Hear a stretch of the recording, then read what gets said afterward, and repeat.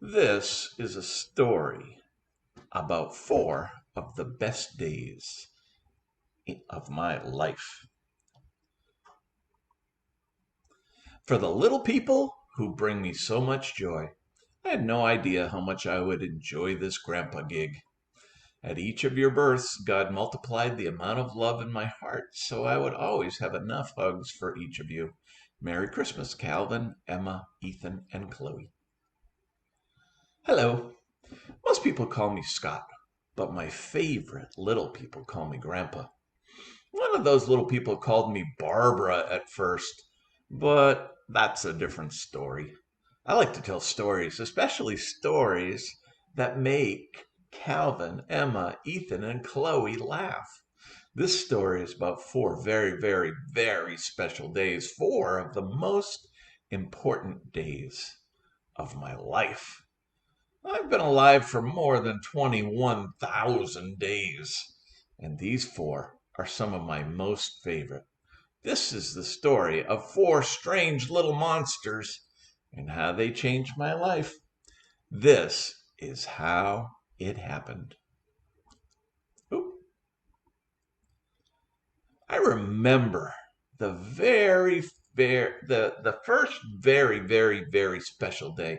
It was a cold and windy day when my phone rang. I was outside raking snowflakes with a fork. Come and see. Come meet your grandson. He is here and he is so handsome. I ran inside, changed my clothes, and then drove to the hospital to meet Calvin James. I was more excited than Chase when he's on the case. I walked into the room and nervously peeked over the side of the little box he was in. Ah! I yelled. He was a little hairy beast with the longest, bushiest eyebrow I had ever seen. It covered his whole face. I was shocked and scared. A nurse rubbed my shoulder and told me not to worry. She told me it was perfectly normal for children born to mommies from Florida.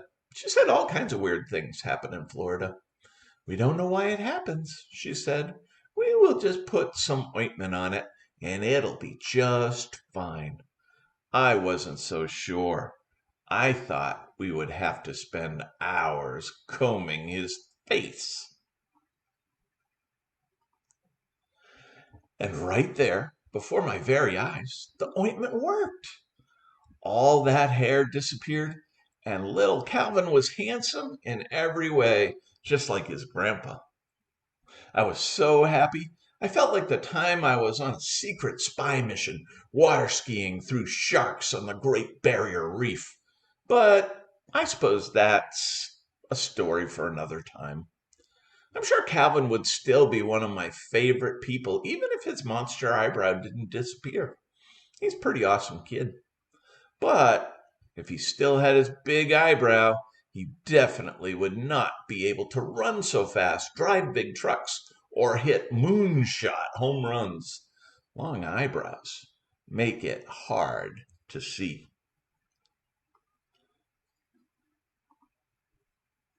My second very special day, it came just 2 months later, on February 24th of 2016. It was an icy day, and I was mowing the lawn. It's easier to mow grass when it's covered with snow. Anyway, my phone rang, and my newest person's daddy said, "She's here. You have to come. She's so pretty. We already love her so much." I changed out of my lawn mowing snow pants and flip flops and hurried to the hospital to meet my Emma Hazel. Dodiana Rowena would have been a better name, but my vote didn't count. I quietly crept into the room to get my first glimpse. I peered over the side of her little baby bin. Ah! I screamed. She had the biggest, bushiest lumberjack beard I had ever seen. She looked more bushy than my great Aunt Ruth from Duluth. She had a beard and it felt weird. The doctor saw that I was scared of my hairy Emma. He told me ointment would set things right and said some babies are born with beards. Suddenly, I was as happy as a pretty mermaid on a rock with waves crashing all around. Right before my very eyes, Bushy Beard Emma was transformed into the beautiful, precious, stunning granddaughter I have now. Even if she kept her bushy beard, she would have been one of my most favorite people. I don't know if her beard came from my great Aunt Ruth or her mommy, who was born in Transylvania, but that's another story for another day. On June 2nd, 2017, with the sunshine shining and kangaroos hopping in my yard, it was a third very, very, very special day. My phone rang with the news that my newest grandson, Ethan Nathaniel, had arrived. I was so excited that I forgot to drive my car. I ran all the way to the hospital. It was a long run, but not any longer than that time I finished first in the Boston Marathon. But I was older then, but that's another story. When I looked into the baby bin, I hollered, "Oh no! He has a horn! What is it with these kids?" But then the doctor rubbed some ointment on it, and yes, you guessed it, the horn disappeared. I was even more happy than the time I flew my pterodactyl all the way to London to meet the Queen. She was going on a bear hunt and needed my internetter, but that's another story. It was even better than the time I won a gold medal in the Olympic raptor races. My Ethan was not going to spend his life ruining hats with a unicorn horn. Ethan is a very cool kid. He's one of my favorite humans in the whole world. I have to admit that I am happy his horn is gone. If he still had it, he would pop my big belly. He likes to ram into me when he turns into a pachycephalosaurus. A horn would hurt a lot. Ethan loves dinosaurs. I was busy getting dressed up to head to the Antarctic to accept a major award on January 12th, 2018. The penguin population had voted me the funniest grandpa ever. I didn't even know they knew me. Anyway, my phone rang and I discovered it was about to be the fourth very, very, very special day. She's here. Come meet Chloe Jane. I told my penguin pal that my funny grandpa award would have to wait because I had to go meet my newest granddaughter. I yelled for Bella, my flying unicorn. Did you know that unicorns jump over rainbows? They do. We were off in a flash. I quietly went into the room at the hospital and peeked over the edge of her baby bin. I screamed, "Eee! She has wings!" When I screamed, it scared her and she started flying around the room. I ran to hide, but the nurse said, "Don't worry. Some babies are born this way. I will put this ointment on her wings." Chloe landed on her mummy, and the nurse rubbed her magic lotion on those bug wings. In just a few minutes, her wings disappeared, and she was back to being a wingless baby. I felt as though I was happily dancing in a field on a summer morning with a chubby unicorn named Hilda. I was so relieved. Today, my Chloe is a very fun girl. I like hanging out with her. Even if she still had wings, she would be one of my favorite people in the world, just the same. No one knows why she was born with the wings. Maybe her daddy got a touch of bugitis in the lab and gave it to her. This morning I went for a ride on my trained giant bumblebee. While we buzzed around, I wondered why my grandchildren were all born with such unique conditions. Will my other grandchildren have little surprises for me too? What if the hospital runs out of the special ointment that cured them all? What if one turns into a vegisaurus and eats all my salads? What if she gets into my garden and eats all my plants? If the ointment doesn't work, how will she even fit inside our house?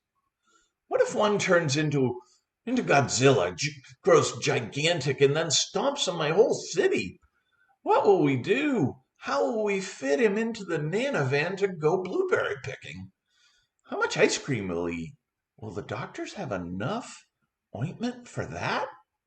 What if one has a pig snout and a big pink ears? What if he snorts when he cries and has a curlicue tail? Of course, I'll still love him, even if the ointment doesn't work. In fact, we will have fun rolling in the mud and snorting our laughs. This is the end of my silly story, full of funny things that came from my imagination. I see some of myself in each of my grandchildren. I see my imagination in the way they pretend. I see my creativity when I watch them create and build. I see my joy for life in the way they run to puddles to splash and laugh. My four little people call me Grandpa, and they always will. I will always love them, and I will always be excited to see them no matter what they look like, what they do, where they go, or what they become. I will never, ever give up on them. I'm here ready to apply the special ointment that we grandparents have. It makes big problems smaller, and small problems sometimes disappear. But remember, as you grow up, the ointment that Nana and Grandpa have can only be applied during slow walks or in talks around the dinner table. It soaks in when we spend time together. It even works on long-distance phone calls made just to chat, even when you are miles and miles away. The ointment is called love. Don't worry, you can't use too much, and it'll never run out. What do you think of that story? I hope you like it. These are things that I ask my grandchildren just as a memory in their books. What are some things that Grandpa always says? This one, I'm not Nana. Nana has a thicker mustache. When they call me Nana by mistake, I say that. Or I'll say, hey, you kids, get off my lawn. Or I'll say, oh, no, I can't. Get away from me. I'm allergic to kids. And they'll laugh and jump on me. Or I'll say, hey, guess what? And sometimes I'll say, chicken butt. Other times I say, I love you. And they never know which one it's going to be. And I say, I'm going to love you. I'm going to hug you and kiss you and call you George. Or I also say when they come in the house, hey, did you bring me any money? And they laugh. And I say, you know what one of the best days of my life was? When you were born. And the last one I always say, I'll ask them, do you know what day today is? And I'll tell them, this is the day that the Lord has made, and we will rejoice and be glad in it. I hope you enjoyed our fun memory book that I made for my grandchildren for Christmas this year. And I hope it'll be something they'll hang on to for years and years, and maybe someday read to their children.